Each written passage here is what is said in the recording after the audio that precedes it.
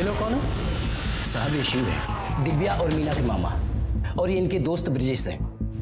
दोपहर से दोनों हैं, पर इनको इनकी बहन सुधा से कोई मिलने ही नहीं दे रहा है। ठीक है, पहले हम मिल लेते हैं, फिर आप लोग मिलिएगा।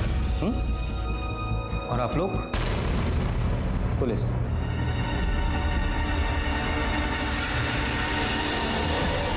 अरे कोई कुछ बताता क्यों नहीं है? बोला ना आपको, सब ठीक है, आप टेंशन मत लीजिए। अरे डॉक्टर साहब, मेरे घर वाले कैसे? सर, आई थिंक सिविल कपड़े पहनने की वजह से हमें यहाँ पे पहचान नहीं पा रहा है। अब हम पुलिस डिपार्टमेंट से। पुलिस डिपार्टमेंट से? क्यों, कुछ हुआ है क्या? हाँ, मेरे पति, हाँ मेरे घर वाले, मेरे बच्चे सब ठीक तो है ना? शांत हो जाइए, सब ठीक है।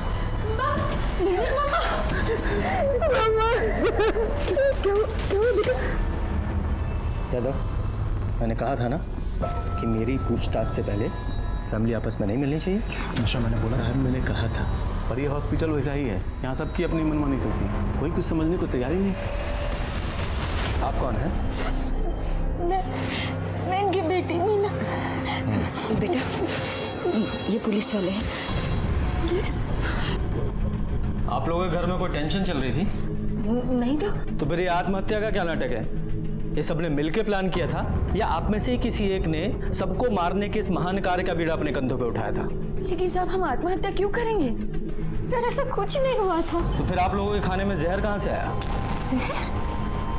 आप लोगों ने खुद से जहर खाया था या किसी ने खिलाया था आप लोगों को? भला हम जहर क्यों खाएंगे? शायद आपके सर पे बहुत लोन था इसलिए। लेकिन सर वो लोन तो पापा ने अपने बिजनेस के लिए लिया था। तो शायद आपकी शादी की टेंशन होगी इसलिए। हमारी शादी की टेंशन होती तो हमारी पसंद।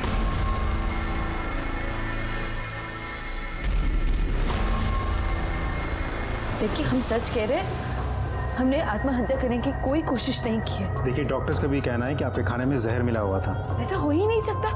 अरे वो बिरयानी तो सलीम साहब के होटल से आई थी। सलीम साहब? हमारा मतलब है सलीम के यहाँ से।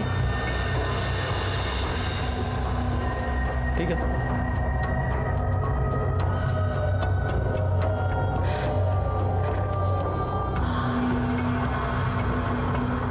तुम दिव्या हो? माँ से मिलना है? जाओ मिल लो।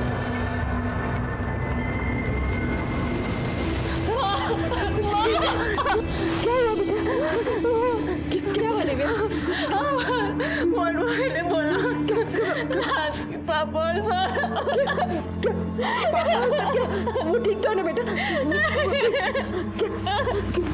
क्या पागल हो गई है? क्या बोल रही है तू? हमको देख के आए।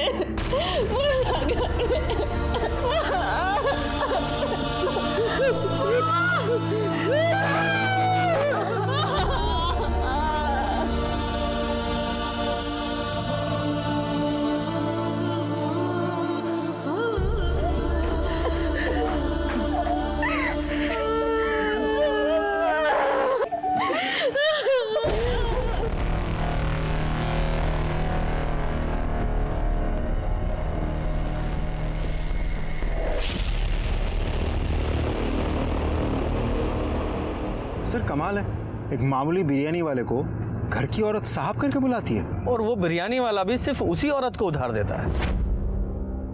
कुछ तो चक्कर है सर। हाँ, चक्कर तो है। सर अब मुझे पुलिस स्टेशन जाके एफआईआर रेडी करनी है। केस क्या बनाऊं? मर्डर या suicide? Murder. Sir excuse me sir. Hello, अच्छा ओके सर, फॉरेंसिक डिपार्टमेंट से कॉल था। वो लोग कह रहे हैं कि बिरयानी में जहर था। अच्छा, जो बिरयानी इन लोगों ने पड़ोसियों को दी थी उसमें भी जहर था? जी सर, उसमें भी था। वो तो अच्छा हुआ कि उन लोगों ने बिरयानी खाई नहीं। अब तो पक्का है कि ये सलीम, उसका डिलीवरी बॉय, सुधा या उसी के परिवार में से किसी ने बिरयानी में जहर मिलाया था। ये 100% मर्डर केस है। पता लगा जहर कौन सा है? सर वो लोग कोशिश कर रहे हैं, थोड़ा टाइम लगेगा। ये सलीम और उसके डिलीवरी बॉय को पुलिस स्टेशन बुलाओ। जी सर। अरे साहब, हमें नहीं पता था कि आप पुलिस वाले हैं, वरना हम आपसे बिल ही नहीं मांगते। गलती हो गई साहब, माफ कर दीजिए। हमें वैसे भी पैसे देकर खाने में मजा आता है। ये आपका डिलीवरी बॉय है? जी साहब। यादव सर। जरा बात करो। जी सर। छोटू साहब जो भी पूछे ना उसका सही सही जवाब देना, हाँ समझे ना? चलो बैठो। जी ठीक है सर। अरे बैठिए सलीम साहब।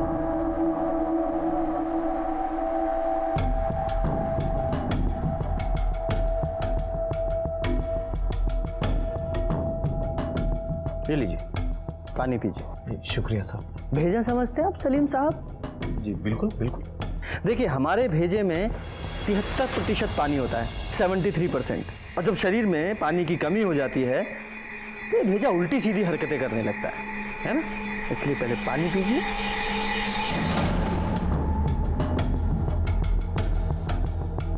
पूरा।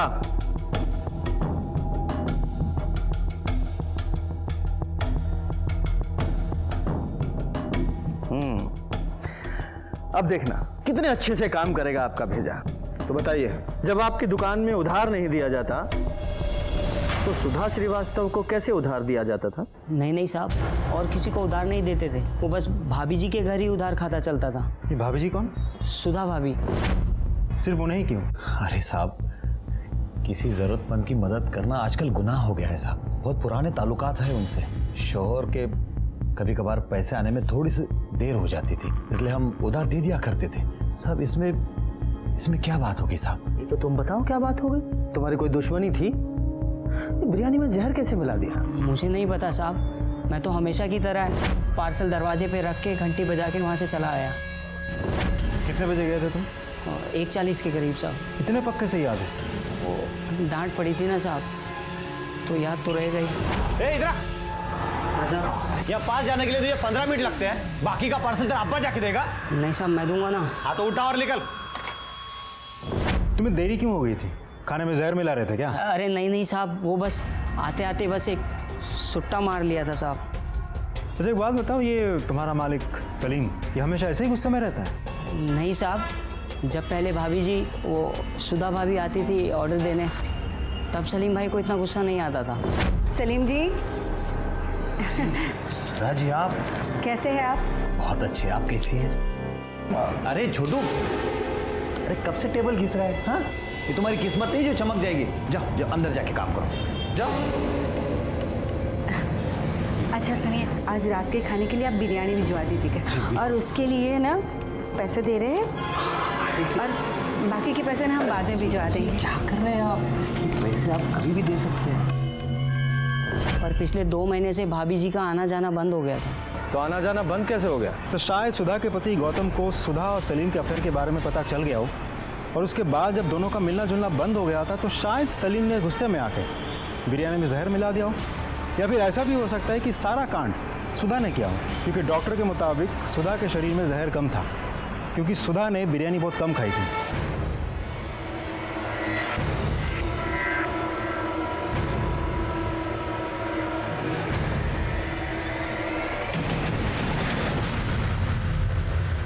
सिर्फ चाय? सिर्फ चाय? अगली बार जब भी चाय लेकर आओ, चाय के साथ एक गिलास पानी होना चाहिए। चाय पीने से पहले एक गिलास पानी पीने से कभी एसिडिटी नहीं होती, समझे? जाओ पानी लेकर आओ। सॉरी सर, तुरंत लाता हूँ। Sir, forensic report. एक और न्यूज़ है सर। हाँ। हॉस्पिटल में किसी ने सुधा को मारने की कोशिश की। क्या? कैसे? सर सुधा को ग्लूकोज चढ़ाया जा रहा था, किसी ने उसकी स्पीड बढ़ा दी। स्पीड इतनी ज़्यादा बढ़ गई थी कि उसके नर्व्स डैमेज हो सकते थे, और इसकी वजह से उसको हार्ट अटैक भी आ सकता था। तो सही टाइम पे नर्स आ गई और उसने उसको बचा लिया। हॉस्पिटल में और कौन कौन था? सर मीना और दिव्या, लेकिन उन दोनों को भी नींद की दवाई देके सुलाया गया था। सर शिव और उसका दोस्त ब्रिजेश वो दोनों वेटिंग एरिया में थे। सुधा को दोबारा मारने की कोशिश कौन कर सकता है? सच बताऊं, उस समय तक सबसे ज्यादा शक मुझे सुधा पर ही था, लेकिन जब हॉस्पिटल में उसे मारने की कोशिश की गई तो ये साफ हो गया कि इससे उसका कोई लेना देना नहीं है। असल में कोई और ही था जो पूरे परिवार को मारना चाहता था। मैंने हॉस्पिटल में जाकर भी पता करने की कोशिश की, लेकिन उस हॉस्पिटल की हालत ऐसी थी, वहां का सीसीटीवी तक काम नहीं कर रहा था। बाकी जगह भी पूछताछ की पर कुछ पता नहीं लगा। नर्स और डॉक्टर ने भी कुछ नहीं देखा था। कातिल ने जैसे अपने राज के ऊपर गांठ बांध ली थी, लेकिन मैंने भी ठान लिया था, धीरे धीरे ही सही ये गांठ में खोल कर रहूंगा। साहब, इन लोगों ने आत्महत्या क्यों की, कुछ पता चला? आपको जानकारी लेने की बहुत उत्सुकता है? ज्यादा ज्ञान चाहिए तो रामायण और महाभारत पढ़िए। जाइए।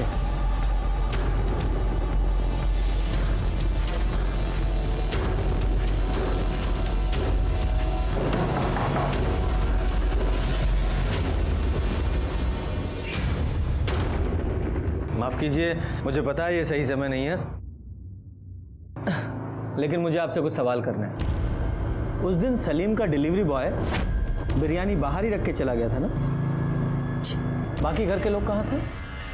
हम और मीना किचन में थे।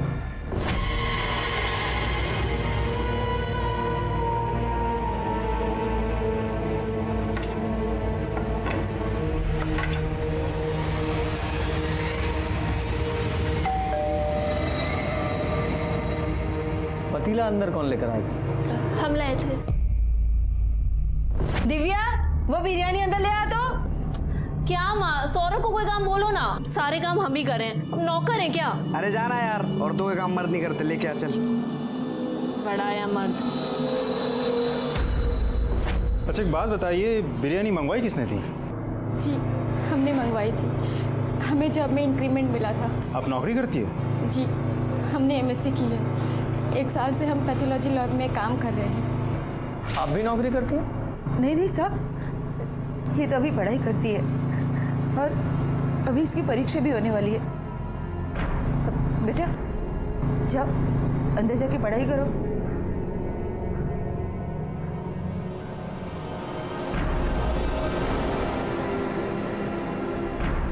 ब्रजेश, ब्रजेश, आओ जरा बाहर चलते हैं। किधर सर? हमने क्या किया? कुछ किया है क्या? नहीं सर। डरते क्यों? चलो बातचीत करेंगे, आओ आओ। अरे ब्रिजेश को कहाँ ले गए? नहीं नहीं कोई बात नहीं, वो रेगुलर पूछताछ है। अरे भाई दो चाय दो, और चाय से पहले थोड़ा पानी पिलाओ। ये सुधा जी का भाई नहीं दिखाई दिया आज अंदर? नाम क्या है उसका? शिव। हाँ शिव, शिव। कोई पंगा है क्या? क्या पता, पहले तो अक्सर आता था। हाँ। लेकिन पिछले हफ्ते कुछ हुआ था शायद, तो वो दिव्या के पापा ने ना उसको घर आने से मना कर दिया था। घर आने से मना कर दिया? क्यों? मतलब बहन ने भाई को घर आने से रोक दिया, ऐसा क्यों? इतना ज़्यादा तो हमें पता नहीं, लेकिन हमने जब देखा था तो। अरे जीजा जी आप सुनिए तो सर, क्या सुनूंगा तो निकल यहाँ से। और आज के बाद अगर कभी मेरी बेटी को आंख उठा के भी देखा ना तो तेरी टांगे तोड़ दूंगा मैं। हाँ सर फाइनल पोस्टमार्टम रिपोर्ट और फॉरेंसिक रिपोर्ट आ गई है। हाँ, तुम चाय पियो। आप sir, I am sorry sir. कोई बात नहीं। क्या है रिपोर्ट में? सर बिरयानी में मर्क्यूरी मिलाई गई थी। मरकरी? वो जो थर्मामीटर में पाई जाती है? जी सर, सुधा के घर वाली बिरयानी और जो बिरयानी पड़ोसी को दी गई थी, दोनों में मर्क्यूरी मिलाई गई थी। ये तो कोई साइंस का एक्सपर्ट ही होगा जो जहर के तौर पर मरकरी का इस्तेमाल कर सकता है। हमने एमएससी की, 1 साल से हम पैथोलॉजी लैब में काम कर रहे हैं। पुलिस ना तुम्हारे बारे में हमसे पूछताछ कर रही है। नहीं, वो तुम्हारे अफेयर के बारे में कुछ पता नहीं चला है। अरे पुलिस स्टेशन में नहीं, यहाँ मीना घर के बाहर।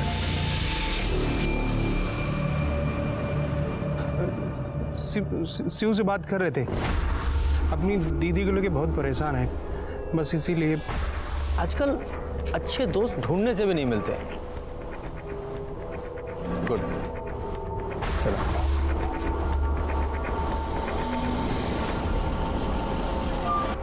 सर मैंने फॉरेंसिक डिपार्टमेंट से पूछा, इतने लोगों को मारने के लिए कम से कम 150 से 200 ml मर्क्यूरी की ज़रूरत पड़ती है, और आमतौर पे एक थर्मोमीटर में करीब 5 ml मर्क्यूरी होती है। इसका ये मतलब निकला कि कम से कम 35 से 40 थर्मोमीटर तोड़ के मर्क्यूरी निकाली गई होगी। यादव, ये मीना की लैब में पता करो और वहाँ के थर्मामीटर का स्टॉक भी चेक करो। सारे केमिस्ट पे भी पता करो कि एक साथ इतने थर्मामीटर किसने खरीदे। जितने भी सीसीटीवी हैं सबकी फुटेज चेक कराओ। वैसे मर्क्यूरी को खाने में मिलाकर मारने का आइडिया बहुत यूनिक है ना? वो तो है सर।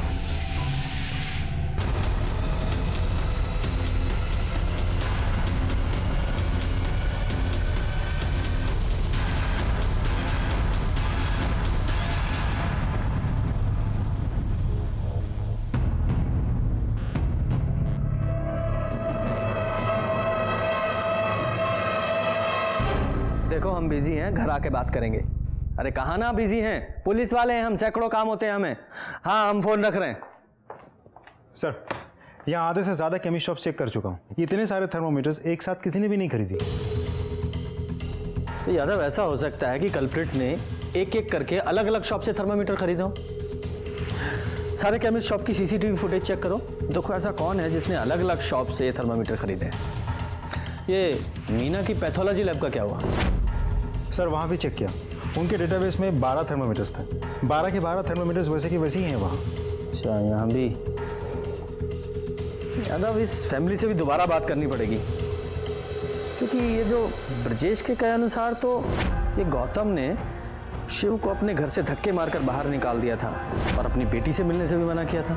और जब ये ब्रजेश शिव से फोन पे बात कर रहा था तो कुछ अफेयर का जिक्र कर रहा था।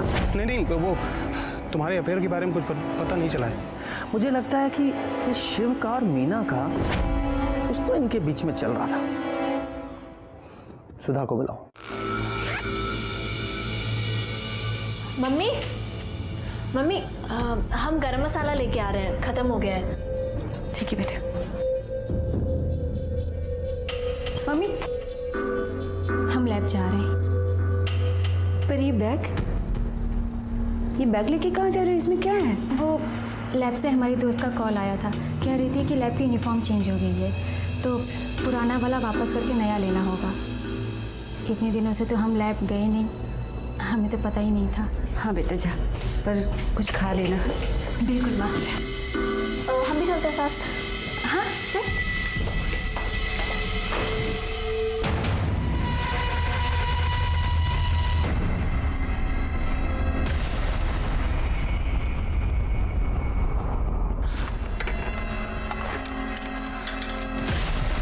ये पकड़ो। हाँ, और फरीदाबाद चले जाओ, हमारे घर में आराम से रहो। यार हमें ये सब चीज़ें ठीक नहीं लग रहा है। हम दीदी से अभी भी बात कर सकते हैं ना। जीजा जी, दादी और सौरभ को प्रॉब्लम थी, अब तो वो रहे नहीं। अब क्या दिक्कत है? मतलब ये सब तुमने? अरे नहीं, मैंने नहीं किया। ये सब में मेरा कोई हाथ नहीं है। अगर करते ना तब भी हम तुम्हारी मदद करते। अब एक काम करो, जल्दी करो, वो आने वाली होगी, तुम लोग को जल्दी यहाँ से निकलना है। तो सुनो, एक काम करो, अपना फ़ोन बंद रखना है, और हाँ उससे बोल देना कि वो अपना फ़ोन बंद रखे, ठीक है? थैंक्स यार। आ गई। अब जाओ आराम से, शादी वादी करो। है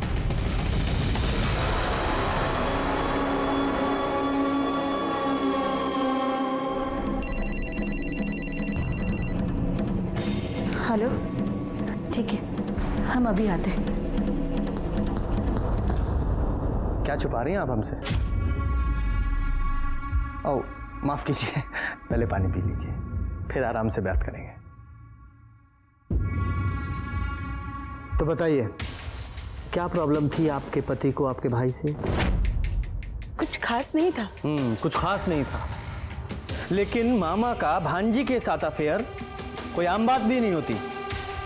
ये शिव का मीना के साथ अफेयर चल रहा था ना, और ये बात आपके पति को पसंद नहीं थी, इसीलिए उन्होंने शिव को धक्के मारकर घर से बाहर निकाल दिया था। अब शिव को तो धक्के मारकर घर से बाहर निकाल दिया, लेकिन मीना के दिल से नहीं निकाल पाए, इसलिए मीना ने शायद सबको जहर दे दिया, है ना?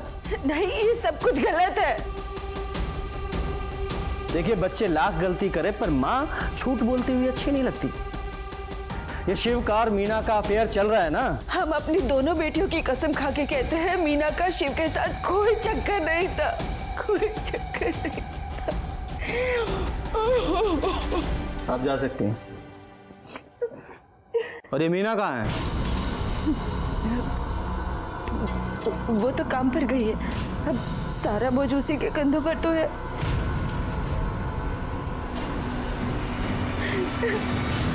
सर मुझे नहीं लगता ये औरत झूठ बोल रही थी। पर पूरी तरह सच भी नहीं बोल रही थी, कुछ ना कुछ छुपा जरूर रही है। यादव, मीना को बुलाओ।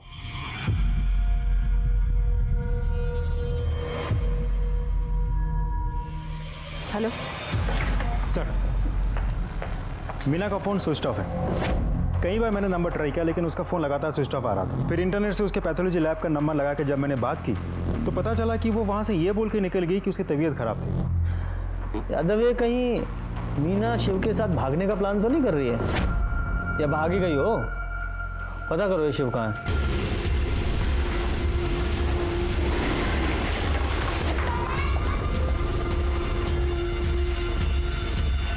ताला लगा है। अरे भाई साहब, सुनिए ना। जी साहब। ये शिव कहाँ है? करीब 2-3 घंटे पहले यहाँ से निकला था साहब, शायद जल्दी में था। सामान वामान साथ में लेके गया है क्या? हाँ साहब, एक छोटा बैग था शायद।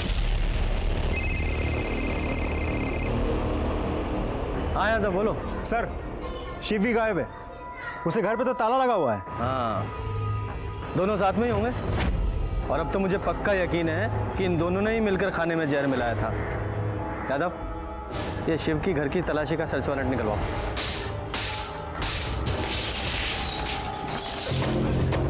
ऊपर देखो। मिश्रा, रूम चेक करो।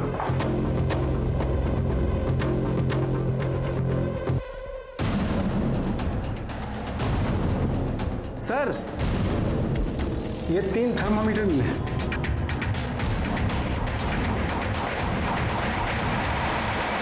मिश्रा सर, पड़ोसियों का साइन लो कि सबके सामने हमने शिव का घर चेक किया है। Okay sir.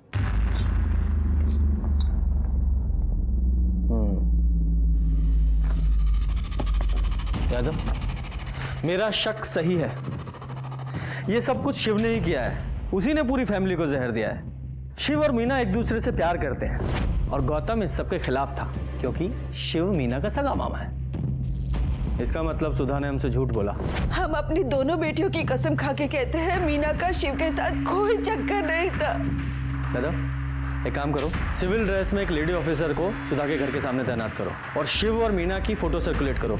अगर ये दोनों बाहर भागे हैं तो टोल जरूर क्रॉस करेंगे। हाँ, ब्रजेश को बुला, उसे शायद पता हो कि ये दोनों कहाँ हैं।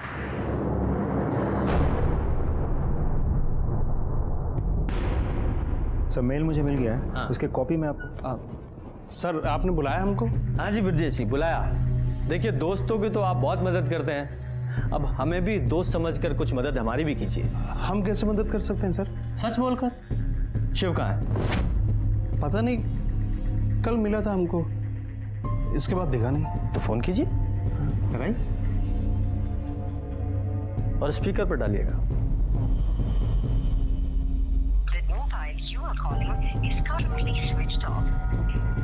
बंद आ रहा है। जानता हूँ, क्योंकि वो मीना के साथ है। मीना और शिव का अफेयर कब से चल रहा है?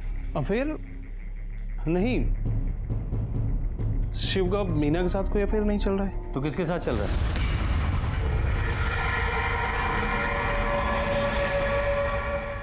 देख ब्रजेश, ऐसा है कि सर को ना प्यार से बात करने की आदत है। बड़ी अच्छी अच्छी ज्ञान की बातें करने की आदत है।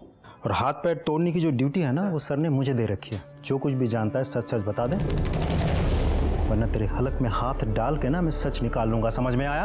ये सच बोल रहा है। मीना घर वापस आ गई है। शिव और मीना का शायद कोई अफेयर भी नहीं है। तो फिर किसके साथ है? ब्रजेश, ये शिव का दिव्या के साथ अफेयर है? जी।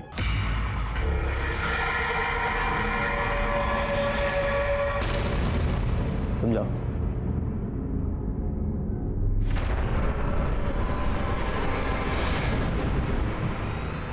यादव सर, इस सुधा और मीना को बुलाओ। जी सर। जब भी कभी समाज के नियमों से बनाई गई लक्ष्मण रेखा लांघी जाती है, कोई ना कोई अपराध जरूर होता है। दिव्या ने अपने सगे मामा से प्यार किया था और उनके इस रिश्ते को उनका समाज कभी स्वीकार नहीं कर सकता था।